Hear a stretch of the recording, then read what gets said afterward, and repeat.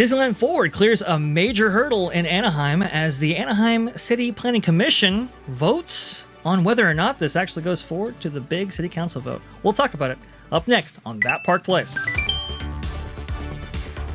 Well, hello there. Whenever you're actually seeing this video, good morning, good evening. Thank you so much for joining us right here with Lou Wasserman's Ghost right here and myself, Vash Sky, filling in for Jonas, who was on the road. So hopefully we can go ahead and do Jonas proud. What do you think, Lou? I'm not imitating Randy Newman no matter what you demand. I just refuse. Listen, there's only one person who can do a Randy Newman impersonation as well as Jonas can, and unfortunately he's not here. So,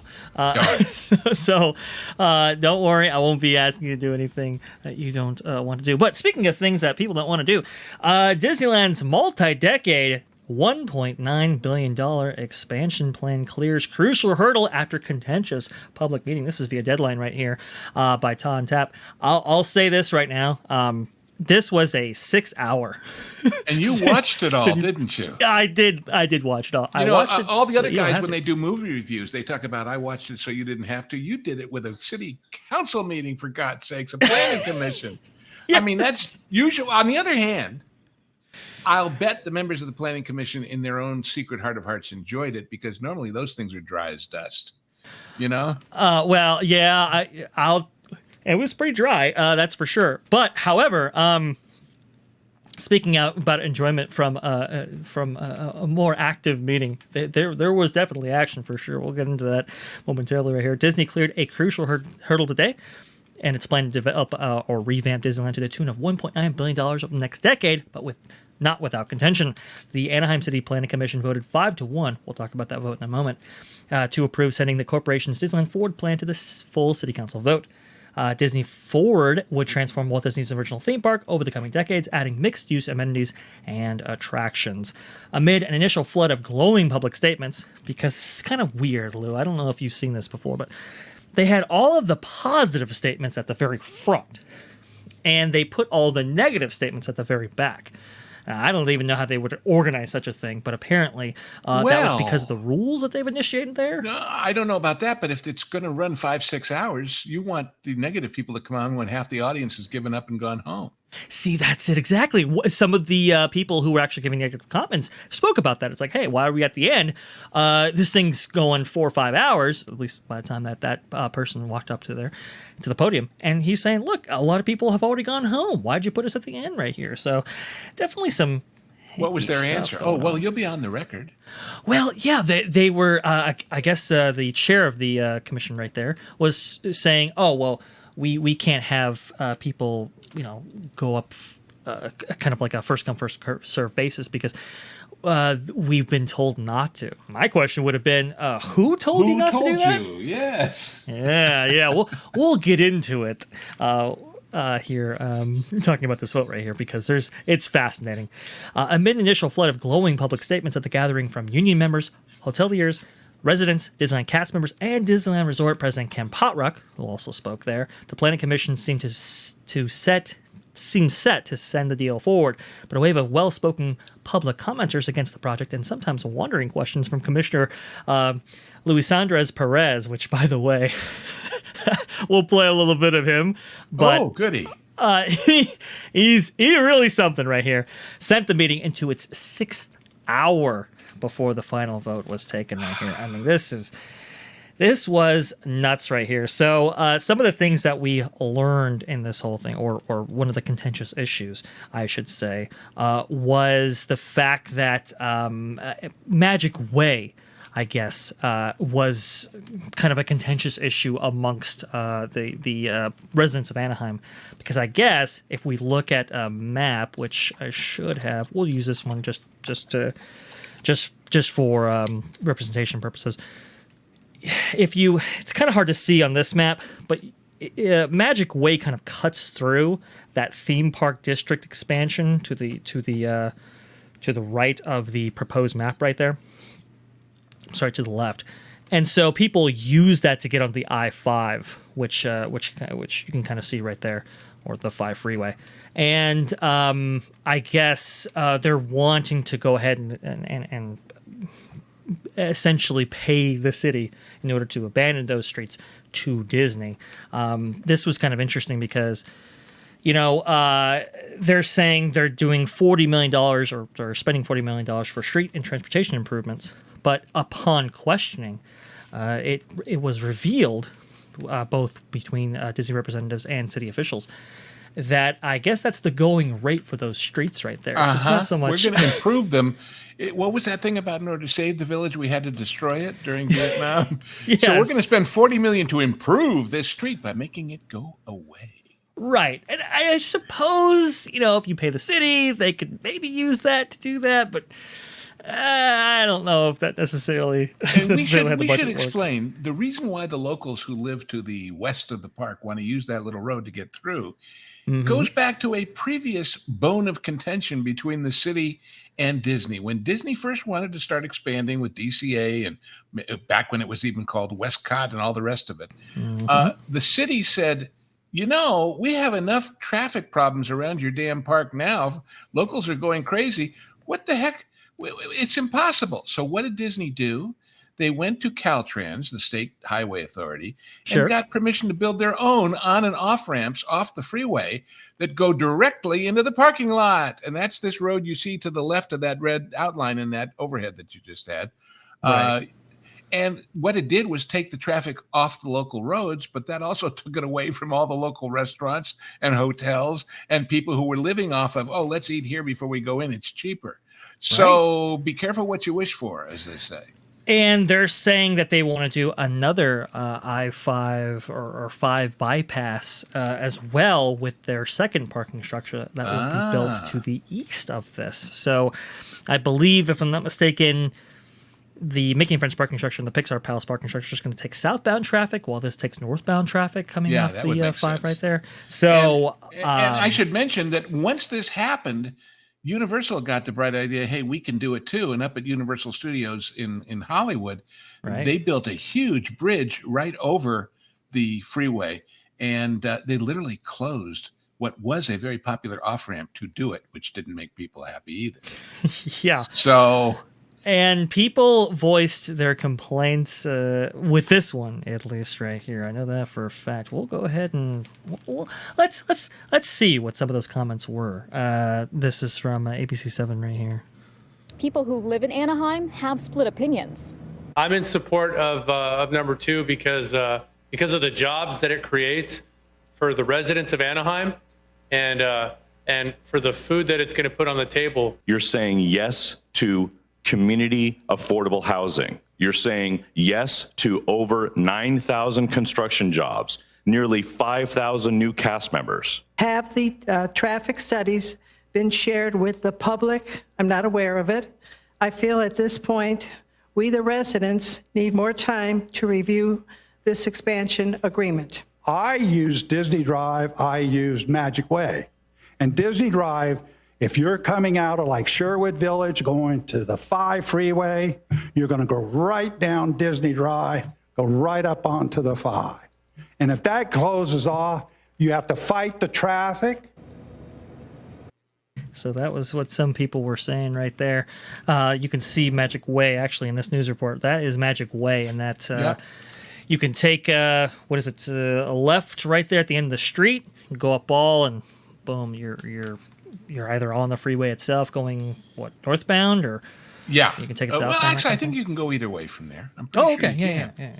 Because northbound, you go over the freeway and curve around in front of that. Right. I don't know what it is now. It used to be a Ramada Inn, and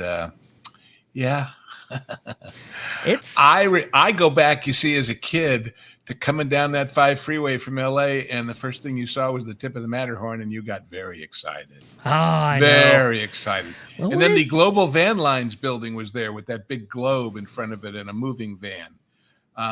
All these little signs that you were getting close, Well, we'll talk about some things that, about, what is it, height restrictions and so forth, and what you could actually see with this whole thing in just a moment here. But this is an interesting thing because, they conducted, I guess, a study Disney did, on traffic of Magic Way and some of these streets right here, and they were suggesting that 99% of the traffic, you can see right here, 12,603 Disney trips, so that's Disneyland guests, Disneyland employees, and so forth use Magic Way for those specific purposes versus non-Disney cut-through trips were only 87. Some people had problems with this study, and they were like, okay, we needed like an independent study, but they were never going to get that, that's for sure. But it looks like... Kind of interesting they came up with 87 for both different streets. That's convenient. Right. Same 87 guys drove around and around and around, and I don't know. Again, it's a little weird, but that was the results of their study. And some people were saying, well, that was done on a rainy day. That's not necessarily indicative of traffic. I don't know. I mean, it's a done deal now anyway. It's a done deal. Right. And speaking of some of those items, I should also say that guy that got up and all the people like him, I never heard anybody excited to get on the 5 freeway. Yeah, exactly. Boy, true. I can get to the freeway and then I'll really hit a parking lot most of the day in that spot. Traffic is in Southern California. It's brutal. It is crazy. So people are very, very passionate about any cut throughs that they can manage to find right there. But speaking of some of those iconic landmarks that have dotted the Disneyland Resort for decades now, ever since the Matterhorn in 1959, Walt Disney, this is part of the reason why he even went forward with Walt Disney World in the first place, is because he wanted full control. And it was actually in part anyway, off of this issue here regarding the Disney Cone. Now, we heard Jay Russell talk about that in the Trian presentation that they gave in terms of, external sight lines intruding on the resort experience and how that's not necessarily ideal. Well, there was a plan back in, I think the early 60s where this developer was going to build a huge high rise, and he was going to have this kind of top of the world lounge that kind of looks into the park right there. Walt did not like that at all. No. And so he lobbied fervently with the city of Anaheim to impose a height restriction map that had the lowest, that was more restrictive. The closer you got to the resort area right there. But they had to amend that back in the 1990s because Disney themselves wanted to build Westcot. And the centerpiece of Westcot was not a 150 feet tall spaceship Earth, but a 300-foot tall space station Earth. This golden orb at the middle of your theme park right here in Anaheim, where California Adventure sits today. This was huge. And you have to remember that when they built Space Mountain at Disneyland, unlike in Florida, where, of course, they couldn't do it anyway because of the high water table, they actually put Space Mountain in about a 14-foot deep hole. Right. Because they didn't want it to overshadow the Matterhorn and be out of scale. Yes, and Main Street too. Because same triangle, but and Main Street also. They, back when they thought about those things like sight lines, those were the days. Those were the days, right? Yeah. This was a lot of people had problems with this. Now, they didn't get approval for this to build structures up to 300 feet tall.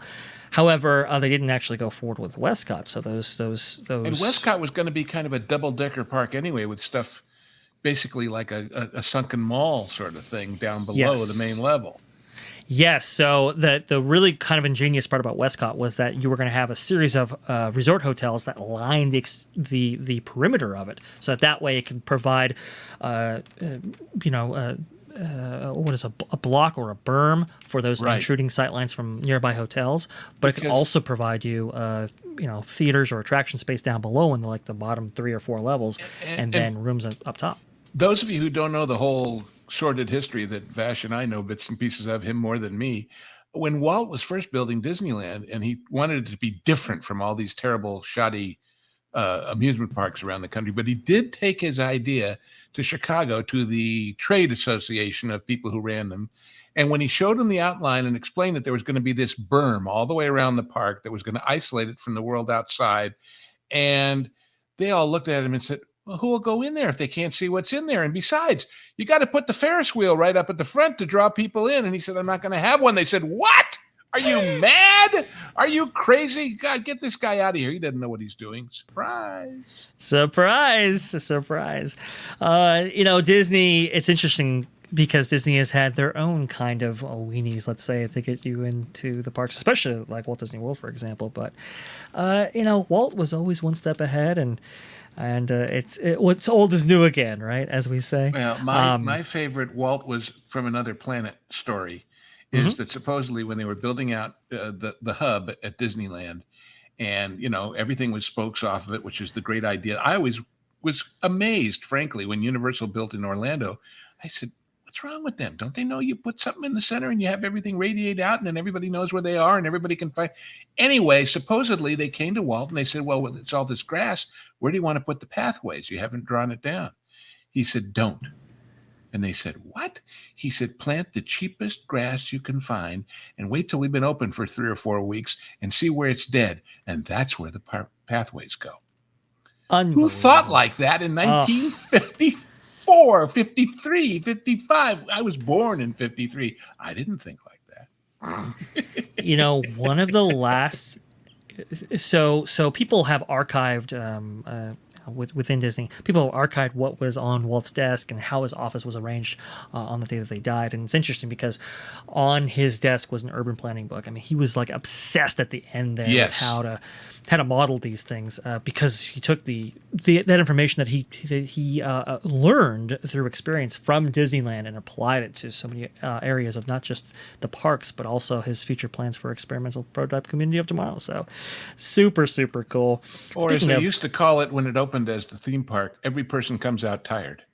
Yes, exactly. It was a long walk everywhere. Oh boy, yeah, it would have been great to have those people movers right there. But speaking of communities of tomorrow, Anaheim, the height restriction map right there. Apparently, this theme park district that they want to build on the west side will have an amended height restriction map that might include structures as high as 300 feet tall. It doesn't necessarily mean they'll build that tall, but it, just in case they want to get the permission now while they're fighting over everything else, so it gets part of the package. Exactly, 100%. And speaking of this, one last point I want to kind of go over here. They talk about how this is going to have an impact on the city, whether it be greenhouse gas emissions or construction noise and all those kind of things that are unavoidable. One of the things that they said that was unavoidable was its impact on cultural resources. And in this way, in this little slide here, they have historic in parentheses right here. Apparently, the structures that you see before you, that being the Main Street train station, the Pirates of the Caribbean facade, Hungry Bear restaurant, and the Pope House are known as historic places according to some federal mandates. At least they're in consideration for that.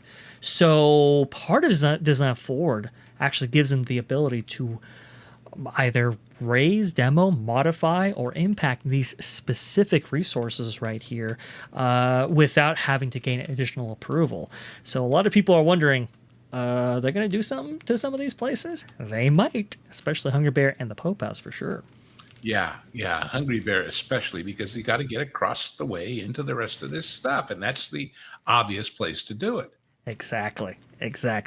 So it definitely is something to keep an eye on, which we will here at that park place. But please let us know your thoughts on all this kind of stuff right here. Please leave a comment about, hey, do you think this vote will actually go forward and won't? How much of the $60 billion goes to this over the next 10 years?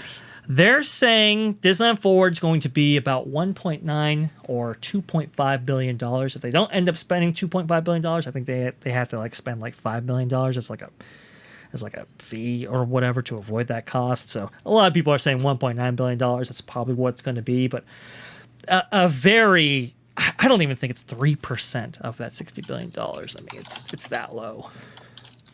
Which is really, really unfortunate right there. It's a contentious issue, that is for sure. But please let us know your thoughts in the comments below right there. Let's know what you think about all this. I believe the vote for the city council, which is the last vote that they need to get this approved right here, takes place on April 16th. So we will have updates thusly. You can bet your bottom dollar on that. But if you like what you saw, go ahead and leave us a like. Like I said, leave us a comment and subscribe if you haven't for all the news that should be fun. Thanks for watching That Park Plays News. For more information, consider checking out www.thatparkplace.com. And don't forget to subscribe, share, like, and send this out on your favorite social media accounts.